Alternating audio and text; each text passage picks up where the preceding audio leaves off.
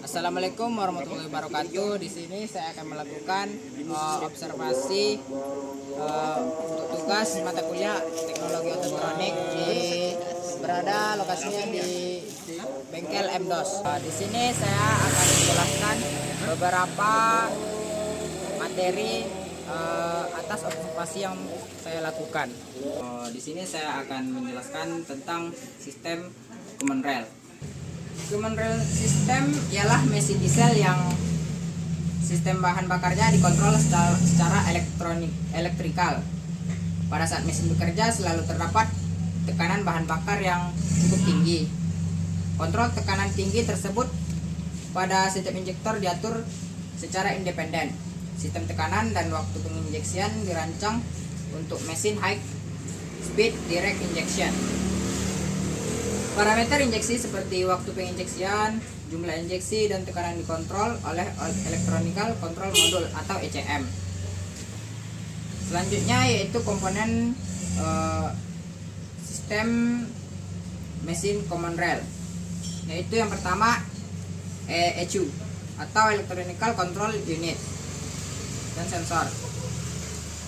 ECM adalah kependekan dari Engine Control Module. Beberapa menyebutnya ECU atau Electronic Control Unit. Fungsinya ialah sebagai prosesor utama pada mesin untuk melakukan berbagai perhitungan. Umumnya menghitung jumlah bahan bakar yang diinjeksikan ke dalam mesin sesuai data sensor yang masuk. Dapat kita lihat di sini yaitu komponennya ECU itu ialah yang ini. Komponen yang kedua yaitu high pressure pump yang berada di bawah. Fungsinya yaitu untuk membangkitkan tekanan bahan bakar solar dari tangki hingga 60 MPa atau Pascal. Pompa ini bekerja mekanis mirip sistem bahan bakar konvensional, namun dengan konstruksi yang lebih simpel. Pada umumnya pompa ini terpasang pada kepala silinder dan terhubung dengan camshaft sebagai penggeraknya. Selanjutnya yaitu rail pressure sensor. Sensor ini adalah komponen penting dalam sistem penyemprotan bahan bakar pada mesin diesel, terutama pada mesin diesel injeksi langsung. Fungsi utamanya adalah mengukur tekanan bahan bakar dalam bahan bakar rail dan mengirimkan informasi tentang tekanan ini ke unit kontrol mesin atau ECU maupun engine control unit. Yang keempat yaitu ada di sini seperti kita lihat, ini adalah injektor. Injektor merupakan komponen utama dalam sistem bahan bakar diesel yang fungsinya untuk mengeluarkan bahan bakar solar dari sistem bahan bakar dengan jumlah yang tepat ke dalam ruang bakar dalam bentuk kabutan. Yang kelima ada high pressure accumulator atau pipa rail yang ada di sini. Ini adalah pipa rail yang merupakan sebuah pipa yang terletak setelah pompa tekanan tinggi atau high pressure pump. High pressure accumulator berfungsi untuk mempertahankan bahan bakar dalam tekanan tinggi setelah dibangkitkan oleh pompa tekanan tinggi. Yang keenam yaitu tangki bahan bakar. Tangki bahan bakar yaitu syarat wajib pada sistem bahan bakar untuk menyimpan bahan bakar. Sistem bahan bakar injeksi motor diesel yang memiliki fungsi untuk menampung bahan bakar. Yang ketujuh ada pre-supply pump. Pre-supply pump merupakan bagian dari sistem injeksi common rail yang memiliki fungsi untuk menyalakan bahan bakar dari tangki ke high pressure supply pump. Pre-supply pump biasanya terletak di tangki bahan bakar. Pada umumnya memiliki dua jenis yaitu tipe mekanik dan tipe elektrik. Komponen ke-8 yaitu pressure control valve. Pressure control valve merupakan salah satu bagian dari control rail yang memiliki fungsi untuk menjaga tekanan pada pipa rail agar selalu konstan atau tidak terjadi fluktuasi. Pada pressure control valve dilengkapi dengan rail pressure sensor yang memiliki fungsi untuk memeriksa dan mengatur tekanan bahan bakar di dalam rail. serta memberikan data input ke EDC atau Electronic Drive Control. Di sini saya akan menjelaskan sedikit tentang power window. Power window merupakan teknologi pada mobil yang tidak ada hubungannya dengan mesin kendaraan. Power window sendiri merupakan teknologi yang terdiri dari rangkaian mekanik dan elektronik. Kedua jenis teknologi ini mampu menghasilkan energi yang dapat menggerakkan kaca mobil dengan sekali tekan saja. Cara kerja teknologi ini pada jendela mobil yaitu terdapat sebuah sistem yang disematkan pada setiap rangkaian elektronik. Dengan adanya sistem itu, rangkaian teknologi akan bekerja untuk menaikkan atau menurunkan kaca jendela saat tombol ditekan.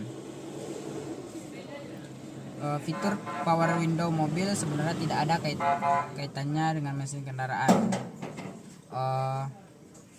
Hadirnya teknologi ini bisa memberikan kenyamanan dan kemudahan bagi setiap pengguna kendaraan.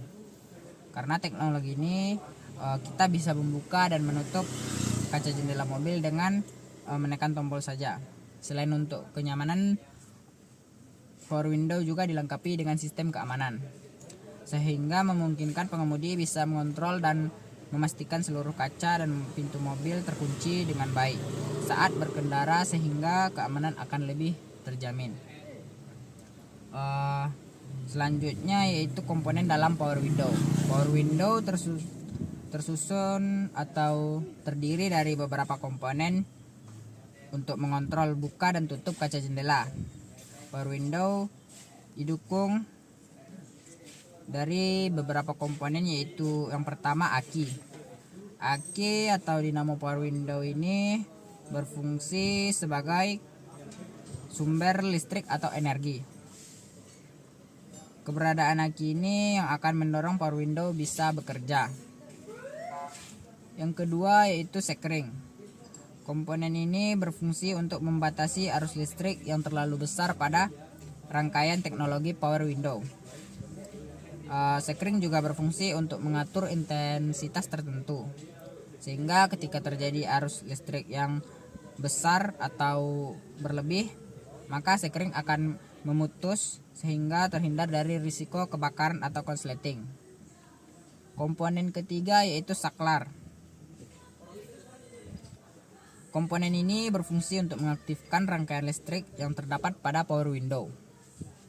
Saklar power window juga memiliki pengaruh besar dalam mengendalikan kaca jendela agar bisa bergerak naik atau turun. Komponen keempat yaitu power window motor. Power window ini merupakan komponen yang penting yang berfungsi untuk mengubah energi listrik dari aki menjadi energi gerak putar. Dengan adanya komponen ini, maka kaca jendela bisa bergerak sesuai dengan keinginan kita. Komponen kelima, transfer gear. Komponen ini merupakan rangkaian mekanikal yang berfungsi untuk menyalurkan putaran dari output motor power window ke puli. Transfer gear bekerja dengan cara berputar saat puli diputar atau saat puli berputar. Komponen keenam yaitu kawat penghubung. Kawat penghubung ini fungsinya ialah menarik glass holder saat puli bergerak berputar. Kawat ini memiliki sifat elastis dan saat glass holder terangkat maka akan secara otomatis ikut tertarik. Adapun cara kerja power window yaitu sebagai berikut. Yang pertama saat menutup manual. Cara kerja power window ketika menutup manual adalah dimulai saat pengemudi memposisikan kontak mobil pada posisi on. Seperti saat ini. Ini mobilnya dalam keadaan posisi on. Selanjutnya, saklar di sisi pengemudi akan ditarik sehingga membuat arus listrik dari aki akan mengalir ke kumparan relay utama power window. Relay selanjutnya akan menyalakan integrate circuit pada saklar utama dan menghidupkan transistor untuk mengalirkan arus ke motor power window, sehingga kaca jendela naik ke atas atau menutup. Berarti saat kita menekannya ke atas maupun ke bawah, di sini akan membuat arus listrik dari aki akan mengalir ke kumparan relay utama power window, sehingga menyalakan integrated circuit pada saklar utama agar transistor mengalirkan arus ke motor power window, sehingga kita bisa membuat kaca jendela bergerak ke atas maupun ke bawah. Cara kerja yang kedua yaitu saat membuka manual. Setelah kunci kontak pada posisi on dan saklar di sisi pengemudi ditekan, maka arus listrik akan mengalirkan ke relay utama power window. Selanjutnya relay utama akan menghidupkan IC dan transistor sehingga membuat rangkaian massa pada relay turun. Dan motor power window akan berputar dan jendela akan bergerak turun atau membuka. Cara ketiga yaitu saat menutup otomatis. Ketika kaca jendela mobil menutup otomatis, saklar power window pada posisi ditarik penuh sehingga membuat rangkaian power window menerima sinyal otomatis. Rangkaian kontrol akan menahan agar transistor utama dan transistor posisi naik tetap aktif selama kurang lebih dari 10 detik. Ini saya akan menjelaskan tentang EPS atau Electric Power Steering. Sistem Electric Power Steering adalah sistem kemudi pada kendaraan bermotor yang menggunakan motor listrik untuk membantu pengemudi dalam menggerakkan atau memutar roda kemudi. Fungsi Electric Power Steering sendiri yaitu ada 4. Yang pertama, meningkatkan stabilitas dan handling kendaraan. Yang kedua, meningkatkan efisiensi bahan bakar karena Electric Power Steering lebih hemat energi dibandingkan dengan sistem power steering hidrolis. Karena ia hanya butuh atau karena ia hanya bekerja pada saat yang dibutuhkan. Fungsi yang ketiga yaitu mengurangi kebisingan karena sistem EPS ini lebih tenang dibandingkan dengan sistem hidrolis karena tidak ada suara pompa hidrolis. Fungsi keempat, lebih ramah lingkungan. EPS tidak menggunakan oli hidrolis sehingga lebih ramah lingkungan. Selanjutnya komponen Electric Power Steering. Komponen Electric Power Steering terdiri dari satu kontrol modul. Kontrol modul ini berfungsi sebagai otak dari sistem Electric Power Steering. Modul ini menerima informasi dari sensor dan kemudian menggerakkan aktuator berupa motor listrik setelah melakukan kalkulasi yang diperlukan. Yang kedua, motor listrik. Fungsinya yaitu membantu meringankan perputaran setir yang akan membantu pengendara atau pengemudi meringankan perputaran roda kemudi. Komponen yang ketiga yaitu pedal speed sensor. Terletak di gearbox sensor. Kecepatan kendaraan ini terletak di gearbox. Sensor ini mendeteksi berapa kecepatan kendaraan karena Electric Power Steering tidak akan aktif terus menerus karena saat kecepatan kita mencapai 60 km per jam, motor listrik akan dilepas agar tidak terhubung dengan steering sub sehingga pengendaraan tidak terlalu ringan pada kecepatan tinggi yang dapat menyebabkan bahaya. Informasi dari speed sensor ini akan dikirim ke kontrol modul untuk mengaturnya.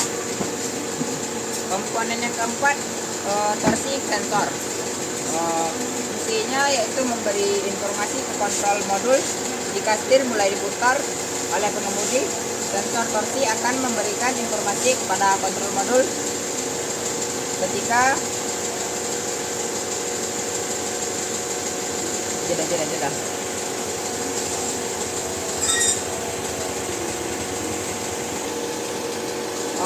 Komponen keempat yaitu torsi sensor. Fungsinya memberikan informasi ke kontrol modul. Jika setir mulai diputar oleh pengemudi, sensor torsi memberikan informasi kepada kontrol modul. Sensor ini mengirimkan data mengenai seberapa besar putaran setir, yang kemudian digunakan oleh kontrol modul untuk menentukan seberapa besar tenaga motor listrik yang harus dikeluarkan. Komponen yang kelima yaitu clutch, berfungsi menghubungkan dan melepaskan motor dengan batang setir sesuai kondisi.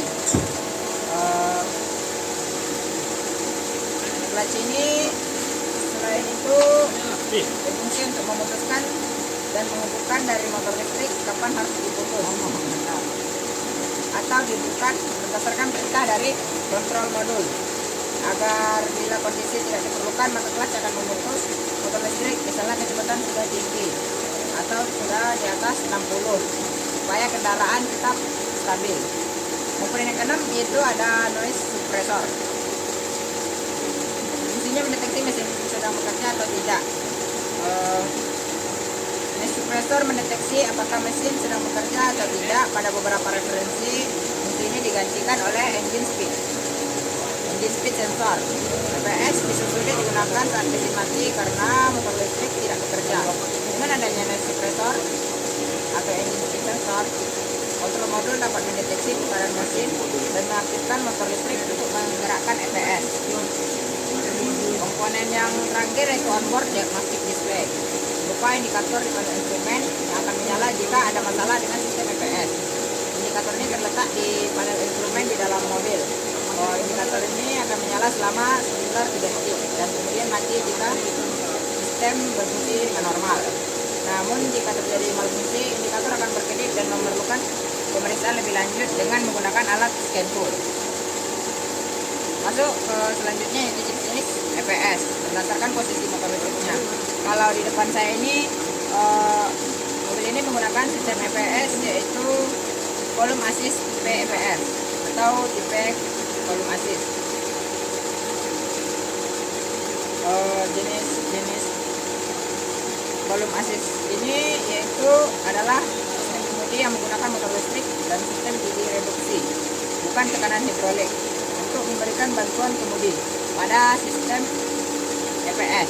Jenis volume assist tipe EPS ini motor listriknya berada di poros volume pada sistem kemudi. Tapi sayangnya di sini kita tidak bisa melihatnya karena berada di bagian bawah batang setir. Jenis kedua yaitu single P EPS. Fungsi apanya? Berfungsi mengintegrasikan mekanisme bantuan elektrik ke dalam poros pinion roda kemudi utama. Pada sistem EPS jenis ini motor listriknya berada di pinion atau di bawah bagian batang setir.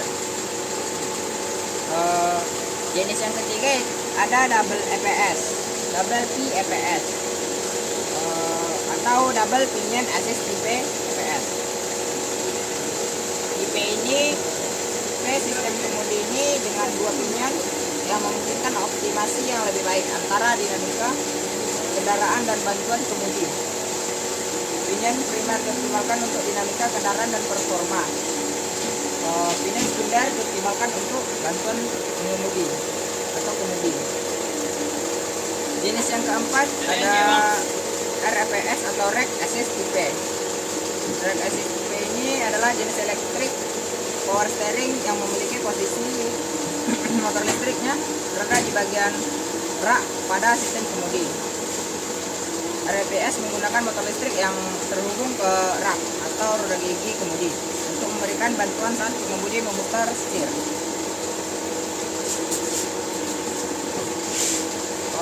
Selanjutnya ada yaitu cara kerja. Selanjutnya saya akan menjelaskan tentang cara kerja EPS, Electric Power Steering.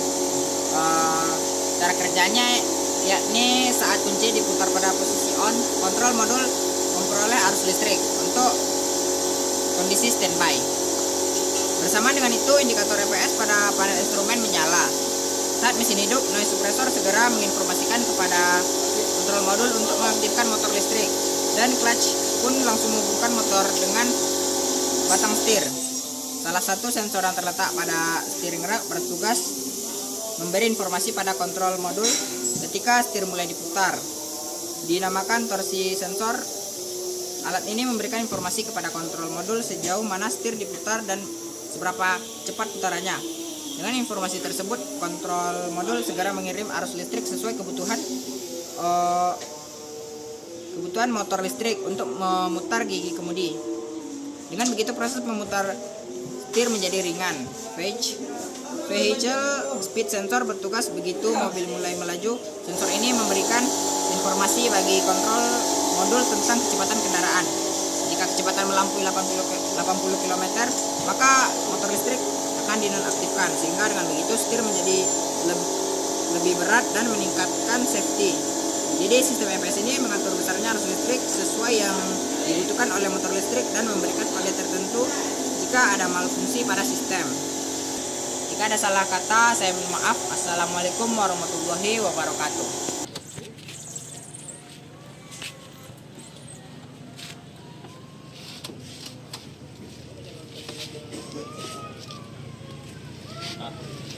Ya bang, jadi untuk permasalahan yang sering terjadi bang pada power window yang sering abang tangani di bengkel ini apa bang?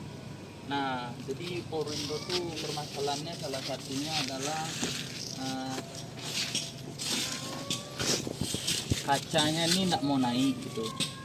Biasanya kan power window tuh kan kalau diaktifkan kan naik gitu, naik turun. Nah, nih jadi pada biasanya terjadi pada kendaraan yang sudah memiliki power window. Nah, jadi permasalahannya salah satunya adalah seal yang bagian kaca ini sudah getas atau sudah tidak bagus lagi, tidak berfungsi untuk menahan airnya, sehingga pada saat hujan air mengalir dari dalam nih, dari sini masuk hingga ke dalam dashboard yang sebelah kanan nih. Nah, setelah masuk ke dalam ini mengenai yaitu motor dari wiper tersebut yang di dalam. Nah, jadi akibatnya apa? Motor di dalam ini mengalami yaitu mengalami karat, sehingga kaca ini macet. Kadang dia mau melambat, kadang dia mau mengencang gitu. Nah, itu di bagian motornya yang mengalami kerusakan, pada umumnya seperti itu. Nah, bisa juga dari saklarnya sudah tidak bagus lagi. Penyebabnya apa? Sama, pada saat hujan air masuk ke dalam bagian sini, sehingga masuk ke sela-sela dari saklar tersebut, sehingga terjadilah karatan juga di dalam. Nah, kalau sudah seperti itu, langkah untuk pemeriksaannya adalah pertama cek dulu sekringnya yang ada di dalam. Nah, setelah dicek apakah bagus sekringnya, tidak. Kalau misalnya dia tidak bagus, sekringnya ganti.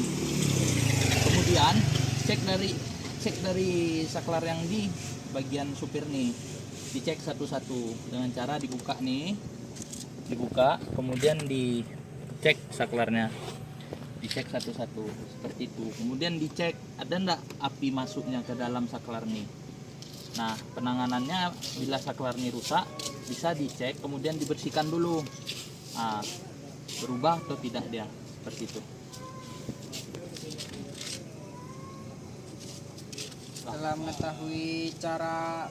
Setelah mengetahui penyebabnya, bagaimana cara perawatannya bang agar ininya tuh berjalan bisa dipakai jangka lama gitu bang? Nah, jadi perawatan dari sistem power window ini adalah cek nih seal yang di atas nih, karet-karetnya apakah dia sudah getas, jangan sampai ada kebocoran yang mengakibatkan air dari sini masuk ke dalam ini. Jadi sehingga tidak merusaki dari komponen motornya, atau merusaki dari soketnya, atau merusaki dari saklar-saklar power window-nya, seperti itu. Ya bang, terima kasih bang atas informasinya bang. Ya, Kami sangat terbantu bang. oke. Selanjutnya setelah kita telah membahas apa itu Power window. sistem power window, di sini akan membahas tentang electric power steering yang tetap bersama Abang nih, Bang Daniel. Nah, oke. Nah, jadi biasanya dari sistem EPS atau electric power steering. Nah, apa bedanya EPS dengan hydraulic power steering? Itu kalau hidrolik itu masih lebih berat. Menggunakan cairan ya bang. Jangan. Jadinya hydraulic power steering dia masih menggunakan pompa untuk membantu meringankan dari sistem kemudi. Sedangkan EPS electric power steering. Nah, jadi dia sudah menggunakan motor di bagian dari sistem kemudinya. Lah, Ya. oke. Oke bang. Jadi seperti kita lihat di speedometer, nah, ada nih lambang nih. Tahu kan lambangnya kan? Yang bagaimana kalau lambang ini hidup berarti ada masalah pada sistem EPS-nya atau electric power steering. Dimana kalau dia hidup bisa di motor, bisa di relay, bisa di sekring seperti itu. Nah, kalau dia hidup otomatis setir akan berat karena dia tidak dibantu oleh motor. Nah, kemudian apabila hidup seperti ini bisa dicek dulu relaynya, sekringnya. Nah, penyebabnya salah satunya juga dari motornya. Kenapa motornya bisa rusak? Yang seperti abang jelaskan tadi, motor tuh memiliki seal atau memiliki dari ada lem yang anti air gitu. Jadi berhubung dengan berjalannya waktu sesuai pemakaian, nah kendaraan ini bisa diakibatkan oleh masuknya air ke dalam motor dari EPS tersebut. Nah, kalau dia misalnya nih kan, apalagi di daerah seperti di Kota Padang nih kan rawan banjir. Jadi dia setelah melewati banjir atau genangan air, bisa dia mengakibatkan motor dari EPS ini rusak. Nah, apa penyebabnya? Air tadi masuk ke dalam motor electric power steering tersebut, sehingga dia mengakibatkan karat di dalam dan tidak maksimal kerjanya seperti itu. Atau bisa jadi juga brus yang di dalamnya sudah habis, sehingga dia tidak maksimal bekerjanya. Apalagi yang mau ditanyakan? Ya bang, kalau untuk perawatannya bang, perawatan dari power steering itu sendiri bang. Nah, kalau untuk perawatannya ibaratnya ya yang pertama, karena dia sudah menggunakan sistem EPS, kalian harus memeriksa dari baterainya, karena tegangannya itu tidak harus standby seperti itu. Ada lagi yang ditanyakan? Mungkin terima kasih bang atas informasinya bang. Baik, oke. Siap. Assalamualaikum warahmatullahi wabarakatuh. Di sini saya telah selesai melakukan observasi. Jika ada salah kata saya mohon maaf. Assalamualaikum warahmatullahi wabarakatuh. Assalamualaikum warahmatullahi wabarakatuh. Di sini saya Aga Ibradi dengan NIM 22073081 akan menjelaskan tentang sistem EV. Di sistem EV adalah atau electronic fuel injection. Fungsinya yaitu pembakaran dalam yang digunakan untuk menyemprotkan bahan bakar dengan injektor. Untuk sistem ini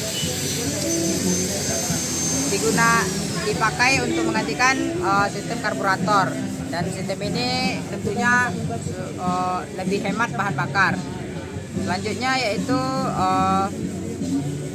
komponen-komponennya. Komponen EV terdiri dari yang pertama yaitu ada tangki bahan bakar. Tangki bahan bakar berada di belakang. Tangki bahan bakar berfungsi untuk menyimpan bahan bakar. Dan komponen yang kedua yaitu pompa bahan bakar. Pompa bahan bakar berfungsi untuk mengalirkan bahan bakar ke injektor. Lalu komponen yang ketiga yaitu saringan bahan bakar, yaitu untuk menjamin bahan bakar yang tidak terkontaminasi oleh kotoran. Komponen yang keempat ada regulator tekanan bahan bakar. Ini untuk mengatur tekanan yang masuk ke pipa, ke injektor melalui pipa pembagi. Dan komponen ke-5 yaitu pipa pembagi. Fungsinya yaitu untuk membagikan bahan bakar ke tiap-tiap injektor. Dan komponen selanjutnya yaitu injektor. Injektor ini berfungsi untuk menyemprotkan bahan bakar ke ruang bakar. Dan selanjutnya yaitu ada sensor TPS. Sistem ini berfungsi untuk